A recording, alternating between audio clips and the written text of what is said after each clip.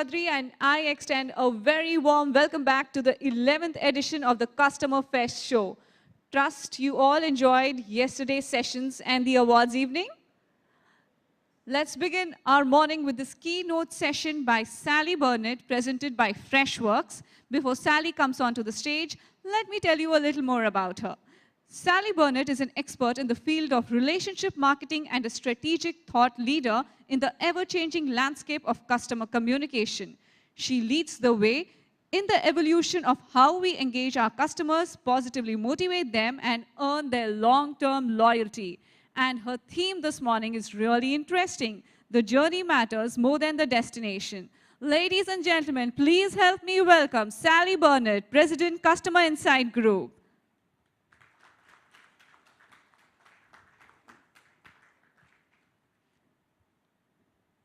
Hello, Sallie. How are you doing this morning?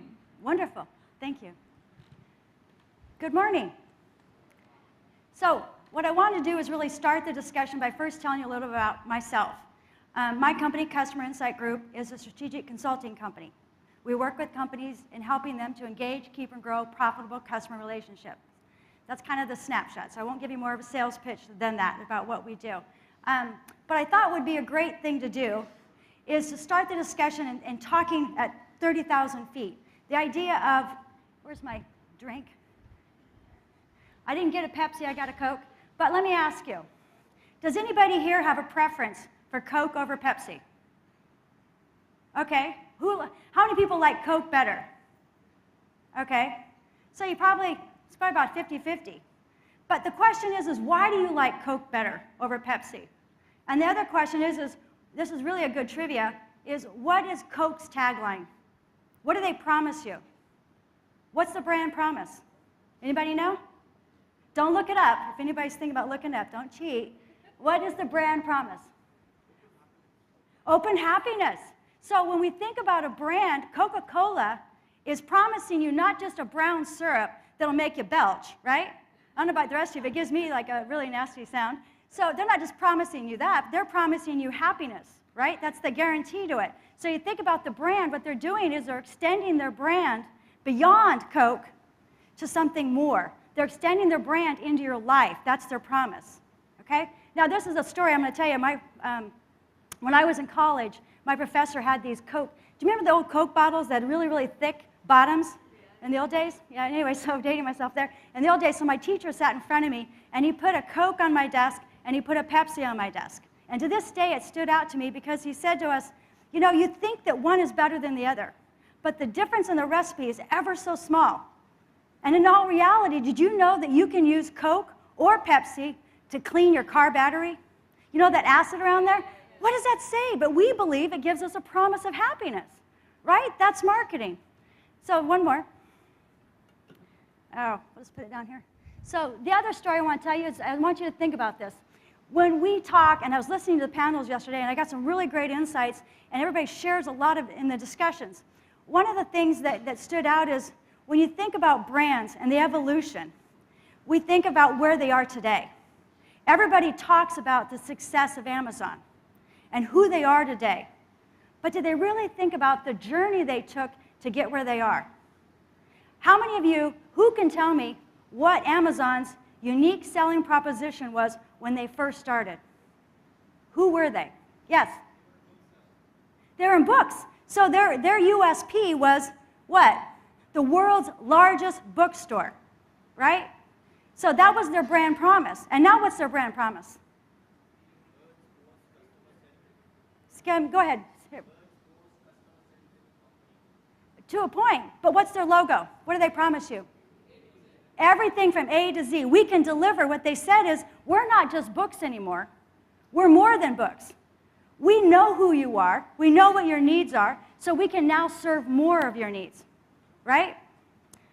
So when you think about it, I got to get that. So when you think about it, Amazon has really gone through a transformation. So when I tell you that the journey matters more than the destination, what I mean by that is every brand, every company is on a journey.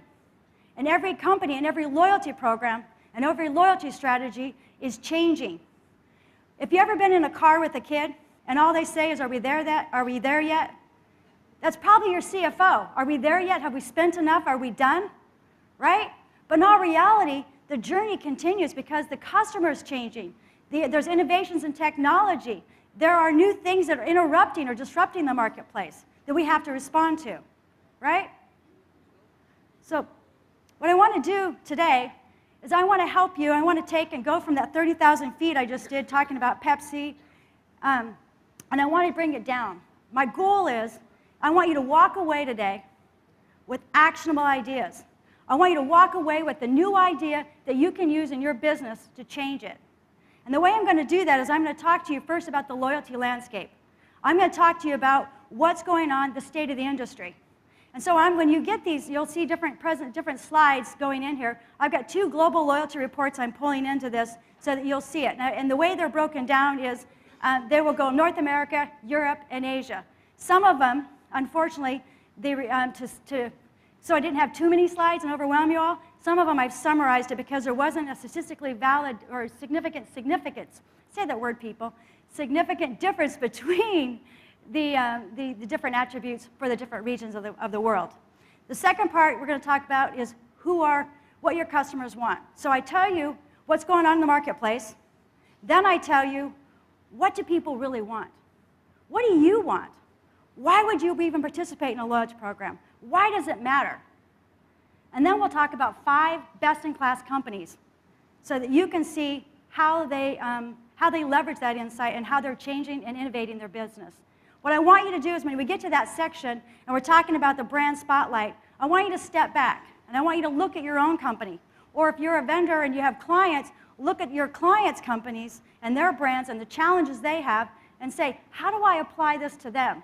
What are the best practices I can take from this to help them to grow their business, to retain their customers, and grow profitability? So before we dive in, I want to ask you, though, the first part of it's going to be talking about loyalty, and it talks about why people join a loyalty program.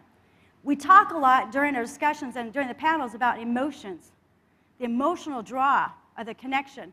But when consumers are polled and they're asked to join a loyalty program, what do you think the top 3 reasons why people join a program? What are the things that they identify? What we find is that consumers first, the reason they joined a program is they were offered an incentive. Everyone that does a loyalty strategy will tell you that people want immediate gratification. They want something in it for themselves right away. So they're offered an incentive. The second thing is we want to be rewarded.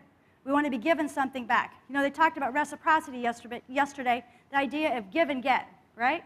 I give you my loyalty, I give you my data, I give you my information, I want something back. The third thing, the reason they do is they discovered a new brand. When we talk about discovery, it's, you think about when you find a new place and you like shopping there, and you enjoy that experience, then you want to take that to the next level. So if I imagine I'm standing back here, and I have just purchased from you, and I have enjoyed that experience, and I enjoyed buying, I like what I bought, then I might join a loyalty program. It's a step in that I want to make that connection closer. I want an ongoing connection. So a lot of people have talked about a loyalty program being something over there, and then everything else is over here. No. A loyalty strategy is just an extension of your brand, and it makes a more personal connection from that brand position to the customer. Does that make sense? So we know why people join loyalty programs. We also know that consumers that join loyalty programs are going to increase their spend. So if you look at the statistics, you'll see that in Asia, for example, consumers, 94% of consumers state that they spend more because of joining a loyalty program. Doesn't that kind of make sense, though? Why would I join a loyalty program if I didn't intend to spend more or use the benefits? My intent in joining was I wouldn't waste my time signing up or giving you my information if my intent wasn't to get some value out of it. So it's kind of a dumb moment when you think about it from that perspective. The question is how much more do they spend? How much more are your customers spending?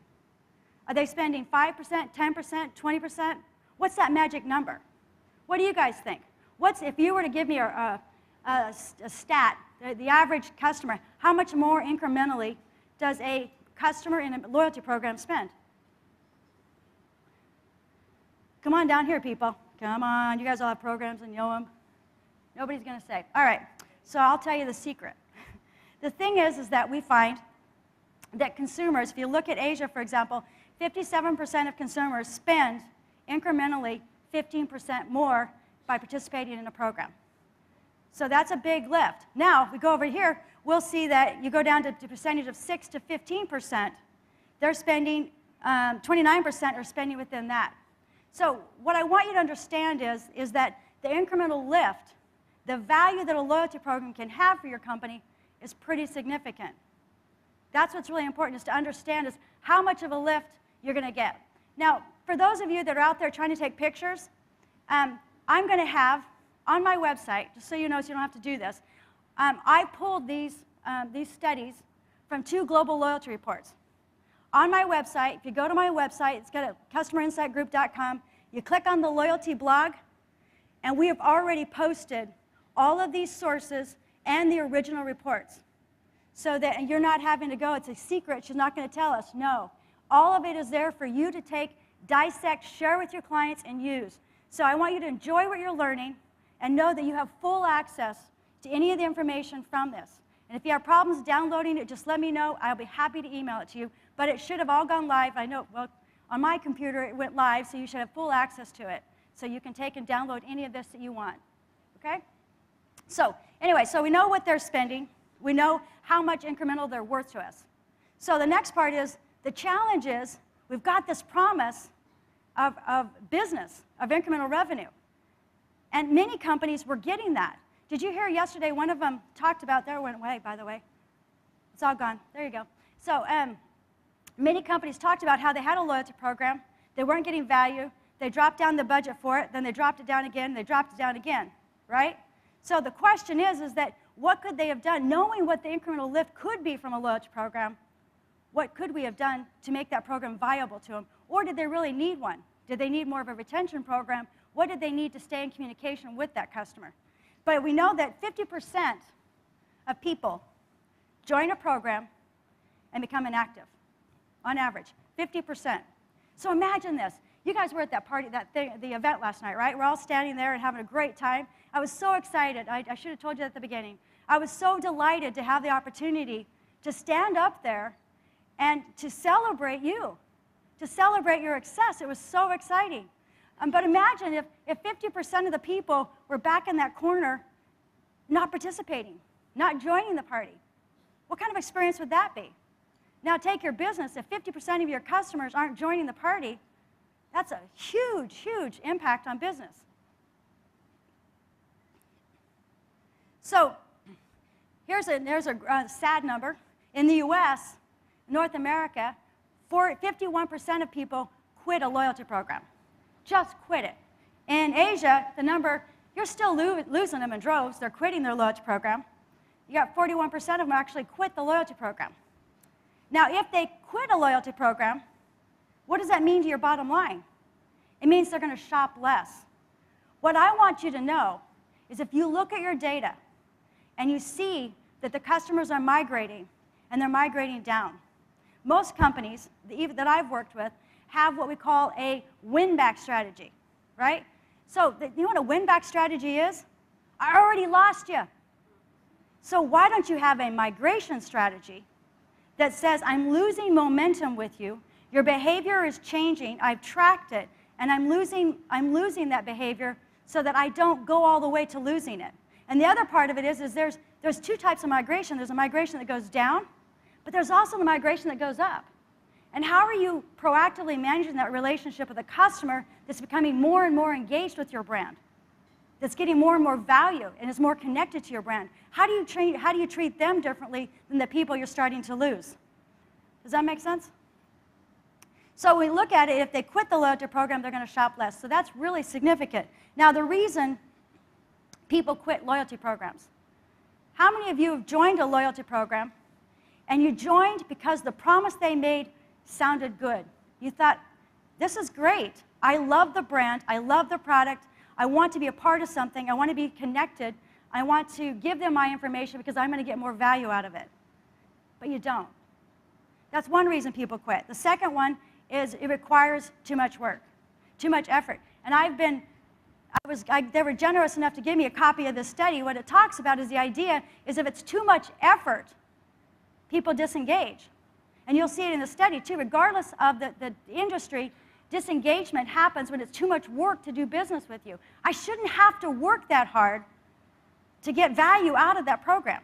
I shouldn't have to work that hard to get points or rewards or to actually redeem my rewards. Don't make me jump through hoops. The third reason people do it, they disengage, is because the rewards are irrelevant. It's not something I thought I was going to get this. I got this instead. Who cares? I don't want that. There's a restaurant at home that I go to. I'm a teetotaler. Not just here. I love tea. I'm a teetotaler, and they always give me a free coffee. And I'm like, you can see what I buy. I always buy your tea. And I always buy this one vegetarian sandwich with tomatoes and stuff on it. And all they want to give me is these sandwiches that have meat and the soup that I don't like.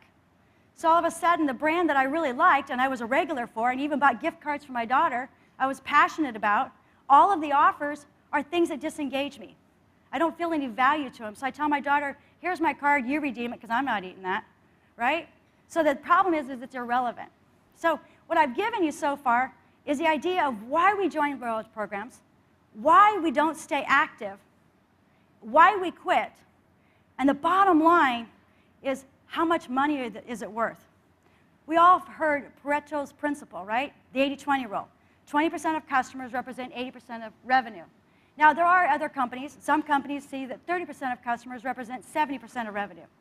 But what we find here is the business impact is that in Asia, for example, 88% of companies say that their members generate more than 20% of the revenue of the company. So when we take that to a bottom line, are you ready or prepared to take that loss? The second aspect of it is part of the reason you developed a loyalty strategy is you wanted to, like Amazon, go from selling books to selling A to Z. You wanted to go from being a silo of one product to meeting more and more of the customer's needs. And we know that when people are participating in loyalty programs, they actually buy across more categories, right? So we see what the impact can be to the business. So does anybody have questions about what I've shared with you so far? Okay. So the next part I want to talk about is what do consumers want? This is great. You've dug us a hole. You told us we have a problem. And I'm going to tell you one more statistic. I thought it was frightening. And the idea of it is what it amounts to is that globally, 45% of marketers are revamping, overhauling, updating, revitalizing, auditing, changing their loyalty strategy. 45%. That's pretty significant. It tells you that in response to what's going on in our marketplace, that change is required. There are companies that when they develop a loyalty strategy, they kind of think of it as a check mark. Boss said, we got to get a loyalty program. We've launched it. It's going. It goes on, what's that called? Autopilot, right? Well, the problem is the loyalty strategy can't go on autopilot. Why? Because loyalty is at the center of your business. It's what drives a business. It's what makes your customers valuable to you and it makes you valuable to them. So what I want to talk about is the idea, the next part is what do consumers want? So if we look at the first part, is that customers have given us a clue. They've given us feedback. They've told you our frustration. Every time they redeem, every time they participate, they've told you what they don't like about it. The question is, are we listening? Are we prepared to make that change? The 4 key things that people want. The first one is about flexibility. Consumers want flexibility. We want flexibility to choose among several types of rewards. What that means is we don't want just one choice. It can't be the old-fashioned rewards program, I get 1% back. It can't be, I get discounts. There's companies in the US that just give you a discount. Other companies want experiential. The idea is that it's my relationship with you. I want to decide how I earned it. You decided how I earn it. I want to decide how I spend it. We're used to having flexibility about how we spend our money or spend our value. The second part is we want to have an omni-channel experience. We want, no matter what channel we purchase, what channel we interact with you, we want to be one experience, one brand. Because you're not 3 different companies. You're not 3 different channels. To me, you're one company, one brand, one relationship. The second thing we want is personalization. Now, we talk about personalization. We want personalization in products and personalization in service recommendations. We all know that's what Amazon's known for, right? They use the data. But what we find, look at your own company. When you think about the data you have on the customer and how you could version or change your communication to make it more relevant to them, are you doing it? And what happened when we talk about the disconnect, we said we disconnected because the offers were not relevant to me. But the promise I made to you is I gave you my data. I told you who I am, what I buy, what I need, and you didn't care. Nothing changed. That's the problem. So we have to personalize that relationship. The next part of it is that we want personalized discounts and offers. Obviously, that's the same idea as far as you want those. If you're going to give me a discount, going back to the example of the bakery, the cafe, I want those offers tailored to what I buy. Let me ask you here. I don't know this, so I'll ask you that one. Do the grocery stores here require you to carry a card, a member card? Yeah. In the U.S., you got to be a card-carrying member. Yeah, everybody. And there's only like one brand that threw it all out. In the U.S., in the old days, you would buy at a grocery store in the U.S., and on Wednesdays, your ad came out, and it gave you whatever was on sale, right? But then the retailer said, you know what? If we make them carry a card, they get the discount. No swipe card, no discount, right? The consumer said, okay. I think it's a pain in the ass. I'm supposed to say that, huh? It's really bad. So the consumer's like, this is not right. But if you're going to do that, then you should give me more value. But what happened is, anybody ever heard of Catalina marketing? Catalina marketing is in the U.S. There's a machine at the point of sale. You buy something, this machine spits out coupons. So let's say that you like Tetley tea, okay? So instead of giving you Tetley, there's another brand that wants to go after a market share. They're going to give you Lipton because they want to cross-sell you on Catalina marketing Lipton tea. But you know, every time I buy, I only buy Tetley, right? So it's annoying, right? So what happened is, now in the U.S., what we find is finally, the grocers are waking up. There's a brand called Kroger that's woke up and said, you know what? The customer tells us what brands they like.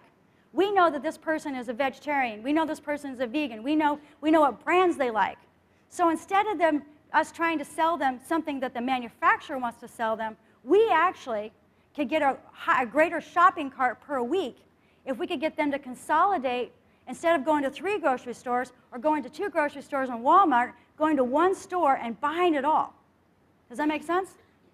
It's made a significant impact in the business. The next part is about rewards. Now, when you think about, and I think this is what's really great about this, is you think about tiered rewards, right? People want to be treated different status levels. My daughter we live in Colorado, so my daughter's a ski racer. She was a ski racer. So, you know, and she aspired to be up here, right? So we aspire to go to the next level in our skills. Much like last night, all of you are innovating, right? And you aspire to success. You aspire to be even better. And you want that status. You want that recognition. It feels wonderful, right? Well, the customer says, I want to be valued. If Joe Schmo spends $50 with you a year, and I spend $450, treat me differently. Aren't I worth more to you? That's the idea. So we as consumers, think about your jobs. Isn't there status in our jobs? We don't want to be the secretary. We want to be the boss, right? We aspire to move up. We coined that in my company. We call it aspirational momentum. And what that means is we give the customer a reason to consolidate their purchases. We give them a reason to engage. Because if a tiered program says, if you go from here to here, you get more value, right? Otherwise, is there a reason for me to give you a greater share of wallet? Not really. There's nothing in it for me. The second part is that we want points and rewards for referrals. Think about it this way. When you make a recommendation to somebody, somebody says to you, is so-and-so a great company? Is that a great restaurant? Is that a great show to see? right? If you make a recommendation, you're kind of putting yourself out there. And you're not going to recommend something that you're not confident that they're going to have a great experience, right? So if I'm going to put myself out there on your benefit, I want something back. That's kind of the idea. The next part of it is that we want to earn bonuses for different types of activities. So in the old days, it was all transactional. I spend X, I get Y, right? So what we don't want just Y. We want, if I do any of these other things, you're going to reward me. If I participate, if I engage, if I do things on social, if I share your contest to my friends, different activities, I want to get rewarded. But I was thinking about this morning, and I had an aha moment. I don't know about you guys, I had an aha moment. And what I recognized is what that customer is saying is my relationship has changed. I've gone from being a transactional customer to the next level in that relationship. And I want you to acknowledge it.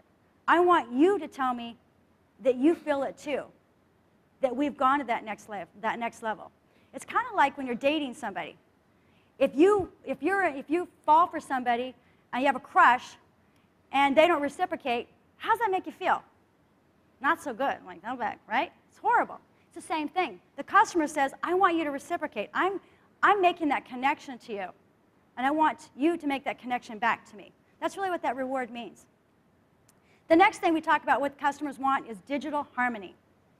Really, all of these are about the idea is that you have a mobile app. And I was thinking about this. I brought my mobile phone up here. If you guys all look at this, it's really old and tacky. It's because my real one, my good one, fell in the toilet. So this is my backup phone. But the idea is, how many of you here don't have your phone with you? Who left their phone in their room because they don't need it? Come on, somebody. Nobody, right? We're going to stay connected to our companies. We're going to stay connected to our family. We're going to stay connected to our friends. We're always connected. Why would we assume that when we've entered in a relationship with a customer that they don't want to stay connected to you either? I take this everywhere, right? Here I have a backup phone. I fell in the toilet the day I was flying out. And I had to go get a new SIM card that moment so that I would stay connected. Heaven forbid, right? It's the same idea. So we have to say is that consumers want to have access. They want to stay connected. The other part is that they want to be rewarded for social sharing. I really like this idea is that I used to teach digital marketing at the university. And the idea was is if you think about social media is this is me. And if I do social sharing and I extend it, right, they'll talk about that network of friends. The thing is do you guys have the same philosophy that birds of a feather flock together? So it's the same idea, right? The birds of a feather flock together. If I have a promotion and I get you to participate in a contest, I get you to share an offer with a friends and family discount, then I'm taking and getting to extend my brand to new customers, and the chances of me getting a customer that's going to convert is greater. One is because the friend recommended it. We all know that that's more powerful. People are more influenced to buy because of a friend's recommendation than they are from the brand itself. You guys all see this research that says that a customer they'll have gone through all of these channels, and probably one of the last channels they go to is the company website. So you think about the power of that referral and helping you to acquire a customer. It's probably the cheapest acquisition cost you could have had. The third part of it is the integration with mobile payment. So what we're saying is we want a loyalty strategy that's turnkey. We want it to be simple. We want what I think Don Peppers usually says is frictionless, right? That's what we're looking for. So we've gone through the loyalty landscape. We've talked about the state of the industry. We've talked about customers want. Now, how do we make that work? You know, we don't want to be way up at 30,000 feet. We want to see how do real companies do that. And so what I did when I looked at this, I wanted to give you a mix of companies. Someone asked me, well, why did you pick these companies? And it was more of, I looked at them because I wanted a problem. Because everybody talks about success. Nobody talks about the problem that you as marketers are trying to solve. That's what you're doing. You're solving problems for the company to help them to retain their customers, engage them, grow profitability. So I picked brands, a variety of brands, and there might be some others out there we could have picked, but that was the idea. The idea was to give you a lot of challenges and some bottom line solutions so that no matter what company you are or what client you're working with, you can be able to represent that. So let's take our first look. Actually, first I'm going to drink of water.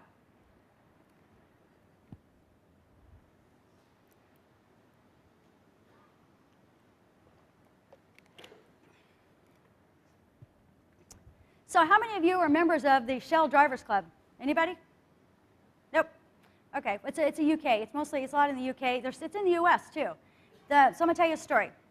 So how many of you really love where you buy your gas? I just love that place. I'm really dedicated to it. It's like the best brand in the whole world. I couldn't buy it from anybody else.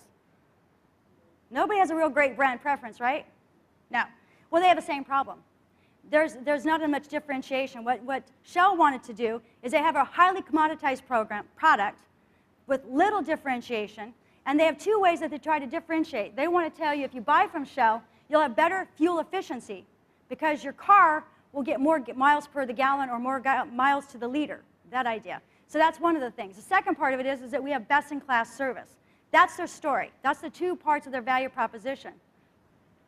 But the other part of it is that they had a loyalty strategy, and as the manager of that program said, it was suboptimal. It wasn't working, bottom line. So they didn't say, okay, we scrap loyalty. What they recognize is that sometimes it's like you're pulling these levers and you've pulled the wrong one, or you forgot to pull X, Y, and Z first and then pull that one, right? So what they said is we're losing 56% of our customers after the first 3 months. What are we going to do about that? So what they did is they created a CRM strategy. And they really wanted to do is communicate with the customer across their journey. So we all know that when you join a loyalty program, you're there, but you really don't remember what the benefits are. You don't remember all the what's in it for me and how it works. So they send you a welcome. Essentially the welcome is just, here's how it works, and this is why you want to participate. This is what's in it for you. Short and concise. The next thing is they kind of created a stages of the customer. The first 90 days, oftentimes, of a relationship, we're creating habits. You're changing behaviors. So if you find a new brand, a new place to shop, the first 90 days, once I discover you, as an example, I will start going there more often. I have a chance to create momentum, right? To change behavior. The first 90 days are critical. So what they did is they recognized that that is often the case, and especially for this brand, they found that that was true. They said, we're going to call that the early life. And they developed a strategy, and that was at every touch point, and you have it on your mobile app too, you get the message, fill up, right? Earn, repeat. You got to keep doing it, because you got to get gas, right? One way or the other, you got to fill up. So why not get something out of it? The second part is that one of the challenges we saw that consumers felt is that they felt the rewards are irrelevant, they're never going to get them, it's too much work. So I loved, when I read this, it says, earn a guaranteed reward next time you come. How many times have you been told, I'm guaranteeing you, you're going to get rewarded? Nobody. Nobody uses those words. What a powerful message. I guarantee it. The next part is once a customer went through the 90-day life cycle, that first 90 days of trying to create that momentum and creating that habit, they had what they called in the life. What that really means is they integrated all of their loyalty strategies at the pump, online, on the web, everywhere, to talk to the customer and reinforce that value proposition of why you should continue shopping and buying your fuel at Shell, right? And then they have a win-back strategy. So I'm hoping, and there was no data, and I haven't talked to the marketer, to ask, is your win-back strategy, you already lost them, or is your win-back strategy the migration strategy I talked about, proactively engaging that customer? But the idea is they had a strategy. They really wanted to do is manage that customer life cycle. So when you think about it, instead of changing their value proposition of what they offered, what they did is they focused on understanding the customer's relationship and educating the customer and connecting with the customer at the moment that they're actually at the gas pump, right? So that gave them an increase of 120% in spend. In addition, they used, this is really was, yesterday you guys were talking about in the panel, and everybody agreed, loyalty is not a quick fix. It's not a program that's over here. It takes time. So over 2 years, they really measured it, and they used 4 key metrics of measuring that brand. They looked at the brand preference, and because of this, they got a 10% lift in brand preference. You look at loyalty, and they had an increase, a 51% increase in incremental revenue. That's huge, huge. We talked about earlier that the average company, that they get maybe 15% or maybe 6 to 15. That's a huge increase in incremental revenue. The third part is that the people came twice as often. So when you think about it, I thought, really? I mean, how much gas do I need? Really? So what it might have been, when I was trying to think about how realistic that would work, is it might have been that people would fill up partially here and fill up someplace else later. So what they did is, what did they do? They consolidated their purchases. I'm going to go ahead and go there. I'm going to just hit that on the way home and fill up. It changed behavior. That's part of what a loyalty strategy has to do, is it has to give them a reason to do something, a reason to make a change. And the third part is it increased retention by 33%. Those are some huge numbers. Now, when we think about Shell, the thing is they could go, voila, I did it, right? Done. But no, Shell is always trying new strategies. What they said then is, we got the data. And they took the next strategy. They said, we've got the data, we know what's going on. Let's think about how do we get customers to stretch their spend. You're at the gas pump. How many of you go to the gas pump and go up to the round number? So 30 liters, 40 liters, 50 liters, you're around numbers. You're not $29.99 or $25.55. You're a round number people. 1/3 of all Shell customers are a customer that rounds to the big number, 30, 40, 50, 60, 70, whatever it is, right? So they said, what if we gamified it?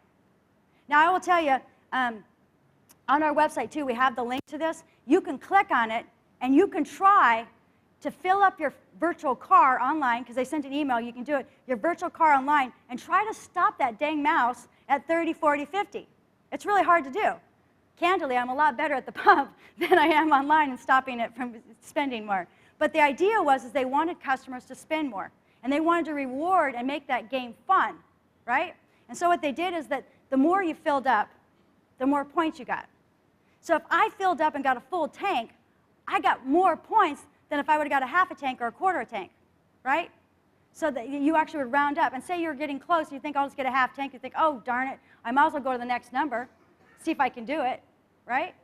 And what they did is they were able to increase their spend by 17% by taking something so mundane, something we all have to do every time we fill up, and making it fun and engaging. Pretty amazing. The idea is, and there's another, I didn't put it in here, but there's another new program that Shell's coming up with where customers are, everybody is upgraded to gold level for a temporary period. The idea is that loyalty is a journey. It's an evolution, and it's changing. And the more insight, the more data you have, the more you can really connect with that customer and understand them and segment your customers based on their relationship and think about how you can drive particular goals you have for that segment of customers. It's about innovation. So the next one I want to talk to you about, has anybody ever heard of Dr. Max? Probably not. It's out of Czech Republic. So you got a mix of countries here. The Czech Republic, I thought it was really interesting. Dr. Max is a pharmacy company. They have over 1,000 pharmacies in the Czech Republic. And the reason I picked them as a brand is I wanted you to think about a disruption, something in the marketplace that changed dramatically. In the Czech Republic, when you have a prescription, the healthcare law requires that you pay 30 krona per prescription. So imagine your mom or someone that has a lot of prescriptions. Every time you get a prescription filled, you got to pay 30 krona every time. And so what Dr. Max said is, you know, as our value proposition in a loyalty program, we're going to make it, if you sign up for our loyalty program, we're going to waive that fee. You will never have to pay that fee. We will not collect it from you. That's pretty powerful, because you're thinking that saves me money every time I shop there. The second part is they did a program called the Spot program. The Spot program says is that for every transaction, anything you buy, you get 1% back, and then you can spend that 1% on your next transaction. Does that make sense? Now, what happened is the law changed.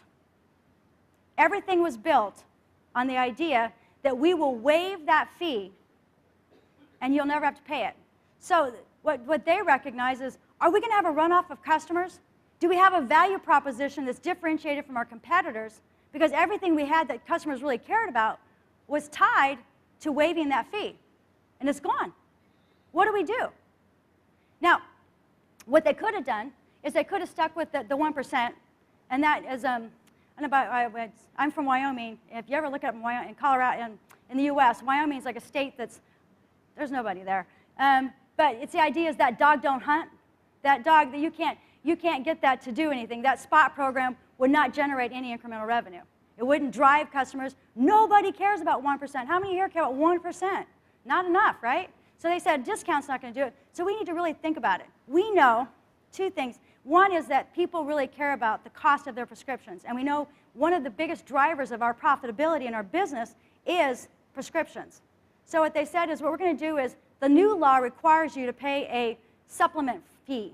It's a fee, essentially. And so what they said is what we're going to do is we can't waive that completely because the way the fee structure changed by law is pretty significant. But what we can do is, depending on the prescription you have, we're going to waive up to 50% of it. That's still pretty significant, depending on the prescription you're on. But the other part of it, they said, is what if we say, if you buy from Dr. Max, we'll give you a discount on all of our over-counter medicines, all the time. As long as you buy from us, we'll give you a discount on it. That's okay. That's a discount. So the interesting thing is we all know loyalty is rational, right? Rational says, give me a good value. That sounds like a pretty good value. The emotional side says, wait a minute, we're not connected, right? We're not connected at all emotionally. You're just giving me a discount, right? I think somebody said yesterday you can buy loyalty. I sat there and went, cannot. You can't buy loyalty. Can you be bought? Are you loyal if somebody tries to buy you? No, you can't buy loyalty. And if you're doing something like that, you're going to fail. You're going to see the results. What they did is they said, you know what we're going to do instead? We're going to change our company philosophy. We're going to put the customer at the center of our business, and we're going to create a medical hub of information.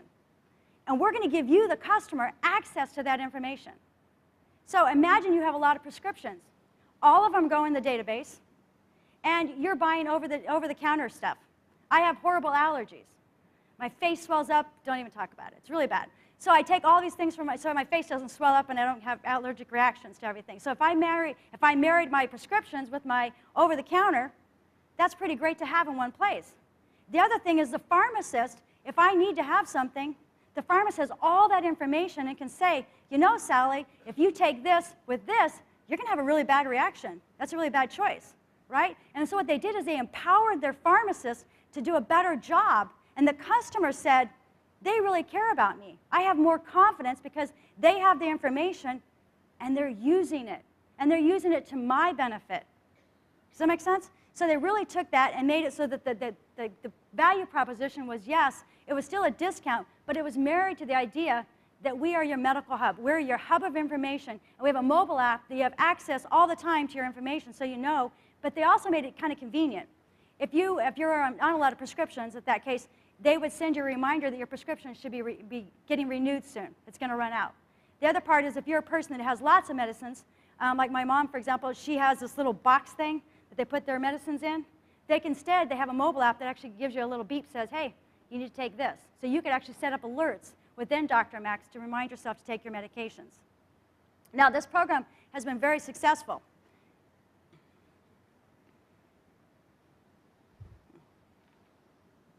Somewhat successful. That's successful, yeah. There we go. All right, so it's so successful that 23% of the Czech Republic population has joined the program, 23%. 5,000 new members per week. 85% of all transactions are linked to the card. 75% of members are active. Think about the activity. We talked about that, right? The other part is they had a 32% in incremental revenue. So if you read the quote there, you'll see what he's really saying is a change in thought process of a loyalty program being over there to creating a point of differentiation and adding value and connecting us to the idea. Someone talked yesterday, I think they said, is that health is one of the biggest, health and fitness are one of the biggest crazes today or whatever, the popularity. What they did is they tied Dr. Max to your health. that I care about you, and I care about your health and well-being. That feels good. And that you can understand that connection really created a powerful program. All right. The next brand we're going to talk about is O2. I was talking to some of the attendees, and they shared with me that the telcos in Asia and in India are really involved in loyalty strategies. And the challenge you have is if you look at my phone, and my provider is called AT&T. Am I really married to AT&T? Don't get me started. It was not a great experience when my phone fell in the toilet, and I am using something that is like 6 years old because they wouldn't help me out. And I have a warranty. Let me talk about that one. So the idea is that consumers don't have a great affinity to, and we don't really care about it. If you think about this particular brand, they had two challenges, is that they are shedding. They call it shedding. They're losing 50% of their customers each year. 50% churn. That's a huge number, right? So they also don't have much differentiation. I mean, do you guys really feel like one telco company is better than the other? You probably have a better brand preference for Pepsi over Coke than you do your telco company, right? The other part is that they want to really influence the decision making. So if we buy a new phone, or if we change companies, they want to have a differentiation. Something greater than the phone. And this whole case study really goes back to the idea of that Amazon isn't just books anymore. They're everything you need from A to Z. Coca-Cola isn't just a brown soda, right? It's happiness. That's my promise. You drink it, you're going to be happy. And what they wanted to be is that when you have this phone in your pocket, you have something more than just a phone in your pocket. How do you do that? How do you create that connection to something like that? What they did is they created two strategies. There are a subset of customers that are doing the prepaid phone still. So they have prepaid phones, and they wanted to create something to really reward those customers. So they gave them 5 to 10% back. And they got that on a quarterly basis. That is just for a subset of customers. That is their O2 rewards. Now, does that do anything for you if you don't have a prepaid phone? No, you don't care about that. So what they said, is we need to do is take that experience, and we're going to have another program that's layered into that people that have prepaid phones can be a part of. But in all reality, every single customer for free gets to participate in priority moments. Now, you guys are all familiar with Groupon, right? You guys know what Groupon is? Yeah, so you think about Groupon. What they said is, when we develop our new loyalty program, let's go out of our industry. Let's not focus on what our competitors are doing. We don't need a Me Too strategy. We already have no differentiation. So they said, what if we looked at how Groupon is set up and how they're taking those discounts and brokering them and create a strategy so that our customers got access to that for free. I got to have access to it, and it's in the moment. This is what's critical. It's in the moment. So we talk about that they have rewards. For example, let's say it's your birthday. Yes, O2, as part of the program, you get something for your birthday. Okay, we're used to that, right? We're also used to maybe an anniversary. I've been a customer for a year. I've been a customer for 12 years, whatever it is. I get a reward for my anniversary. So what? But what if I'm walking down the street, and I like Qdoba. Qdoba is a Mexican restaurant. Qdoba has these great burritos. I'm walking down the street, and I get a pop-up, and I can get a discount at Qdoba today. Or there's a concert. I love this particular band, and I get access to that, advanced access. I get perks that actually are relevant to me, and the more they learn about me, about what I care about and what I redeem for, the more relevant those rewards become. So this is not a phone anymore. It's a discount machine. It's something that gives me access. It's putting all of those offers in my pocket that I can access whenever I want. Real time, right? I'm delivering value, so I'm carrying value in my pocket and not a phone anymore. Not that the phone isn't great, yada, yada, yada. There's more. That's the idea. So we look at it, and we want to say, okay, what did that do? They had 2.6 million registrations. What I thought was really great is over 1 billion offers reviewed, because oftentimes we'll go, yeah, but were the offers worth it?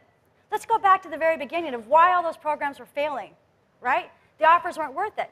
They're seeing people are actually redeeming them. They're accepting those offers, that people are sharing and bragging on social media. It's pretty exciting. They reduced their churn rate. They still got a churn problem, people. Yeah, they have a churn problem big time, but they reduced it.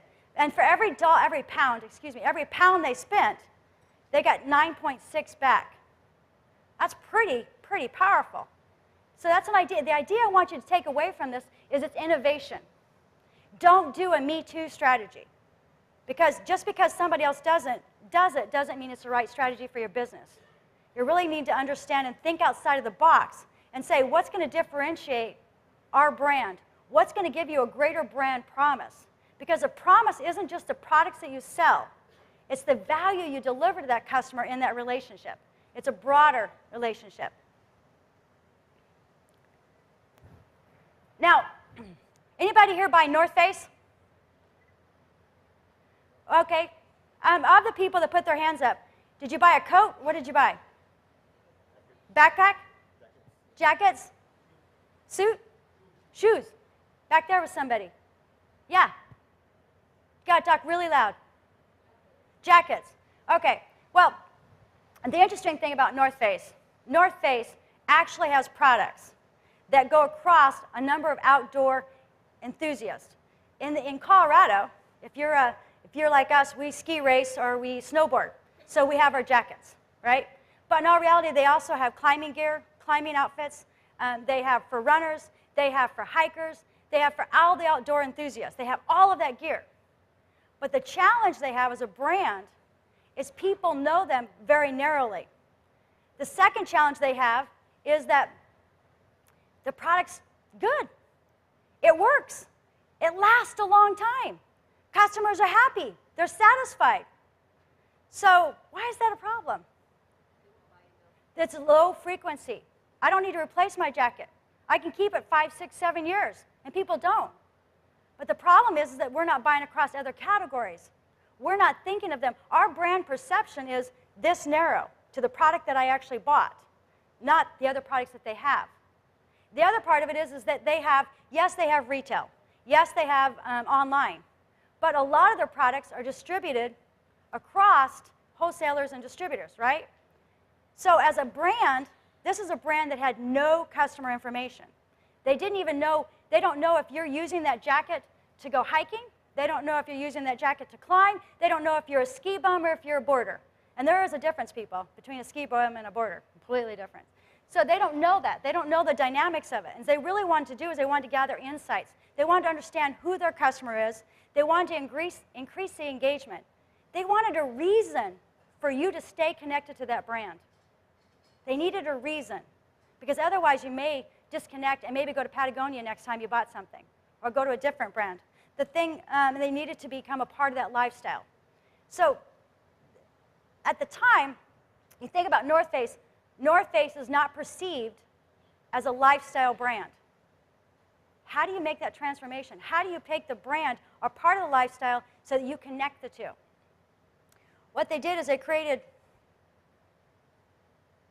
a loyalty strategy, and the loyalty strategy had the typical things where you have points. So I earn points, and I get rewards. The same thing, right? But in addition, imagine you're a person that likes to travel. I'm a travel bum. I love the greatest thing of getting to speak to you all, aside from meeting you all, is getting to see your cities and your country. It's been amazing. I'm a travel bum. So the idea of having a brand that wants to connect to me and take me on experiences and I get to participate in something is very powerful. And that's what they did. They made it so that you could earn points, you could redeem them. But if you don't have enough points, it's not like I don't have enough points to take a trip, I can't participate. No, they want you to connect your lifestyle, your interest with the brand. If you're a runner and they have races, they want to reward you for participating in the race. They want to give you points for it, even if you don't race. Say you're going there, you check in, you get points. They want to reward engagement with the brand and all of the experiences in your lifestyle that are tied to that brand. They're talking about experiential rewards. When I redeem them, I can redeem them for experiences as well as product. Because there's only so much North Face product you need, right? But if I'm a racer and I'm wearing racing pants, then I can also redeem for more product, or I can redeem for a discount on my next race. Does that make sense? The idea is the brand became an extension of the lifestyle versus just a product it was. And they had to have a strategy to really engage the customer. What we found is that the VIP, the Peak member program, shopped twice as often as the average shopper. Think about this. We just talked about the biggest challenge they had was that the products last too long. When I say they got twice, get you to buy twice, that means I got an incremental purchase that I wouldn't have gotten. I got you to come back. The second part is that members spent 20% more than non-members. A big impact and a change. The other part that they don't talk about, which they really should talk about, is that there's so much data now. They actually have a connection. Their customers are not ghosts or not anonymous. They know who you are, and they can survey you, they can talk with you, they can learn about you, and they can understand how you use the product, and they can develop more products that meet more of your needs. They have the power. You're not just anonymous. You're not ghosts. So the last brand I want to talk to you about is an airport. We all fly. Is it a great experience? Does anybody really like to go to the airport? No. No. You saw the faces up here. I don't think so. No. The thing is that Heathrow had a loyalty program. It was the BPAA Worldwide Loyalty Program. And the challenge was it was horrible for all of their partners to participate. They have over 400 partners that participate in the program. It was horrible for the customer because we go back to that slide I showed you earlier. There was no digital harmony. There was no connection. It was too much work, too much effort, and no value. So what they wanted to do is they wanted to generate incremental revenue from the customers going to the airport. So if you walk through all those shops at an airport, they make money on that, right? There's a restaurant. If you use the parking facility, there's money in that. So they wanted to really get more value from the customer. They wanted to understand where the friction points, where the pain points were, so they could improve your experience. They wanted to provide relevant and motivating rewards because their other program, their existing program, was not compelling. And they really wanted to make the data accessible from the partner's perspective and accessible from the customer perspective. So what they did is they created the Heathrow Rewards, and you can collect points for shopping, you can collect points for buying, for parking your car, you can collect points for a variety of things. You can redeem your points. So imagine you're a frequent flyer and you want to just take those points instead of spending them in the stores. You go to Heathrow, you're like, I'm through there all the time, I'm not going to spend money there and buy even more than I need. Or I might be a person that likes to read the paper. I'm a newspaper person, I like paper. I like to read the paper, so if I can get the paper for free at the airport, I'm in. I like that idea. So you can redeem for a lot of different things. The point is that the new program gave digital harmony. The second part is that you could redeem for the things that matter to you. And that's what makes a program work, because it's relevant to the customer. The third part is I want to talk about the results. What they found is they had a 14% increase in people staying active and participate in the program. 60% increase in number of transactions. 20% increase in spend per visit. And it was 70 pounds higher than non-members. So that means you think about, if I go to the airport, I'm actually more engaged and going ahead and taking and getting it there versus getting it someplace else and then going to the airport. Because it's more convenience. So the convenience factor became less of an issue. Does that make sense? So the program for Heathrow is the idea why you take from that is that it's like many brands that you're working with. If we talk about 45% of the companies are overhauling or updating the loyalty program, even airports, all the brands across categories are struggling to really understand and connect with the customer. And there are great solutions. The last thing I want to do is I want you to walk away with 5 ideas. 5 ideas. The very first one is innovate. Really look outside the box, look outside your industry, and develop a strategy that differentiates yourself from your competitors. 2, digital harmony. Really optimize, have multi-channel. Remember we talked at the very beginning, regardless of what channel I purchase, I want to be able to connect with you and have that value. That was the omni-channel part, the financial rigor. This is what's really good, is you take it, bottom line is you're looking at a long-term approach.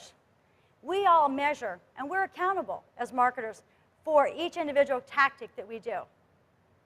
But remember, we're managing a customer relationship over the long haul.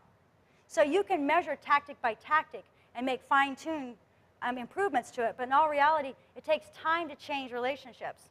And you have a lot of different metrics, like we talked about with Shell. They had 4 different metrics they measured over 2 years.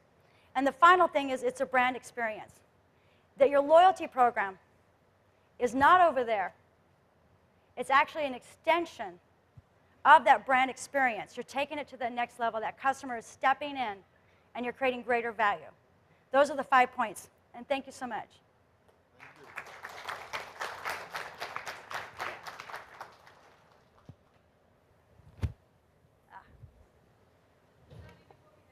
Oh. I don't got much junk here. A small token of appreciation from Loyalty Rewards and Teragni for you. Thank you very much. I appreciate it. Thank you. I hope you all enjoyed Sallie's keynote session. Ladies and gentlemen, we'll disperse for a tea break now, and we shall see you all soon.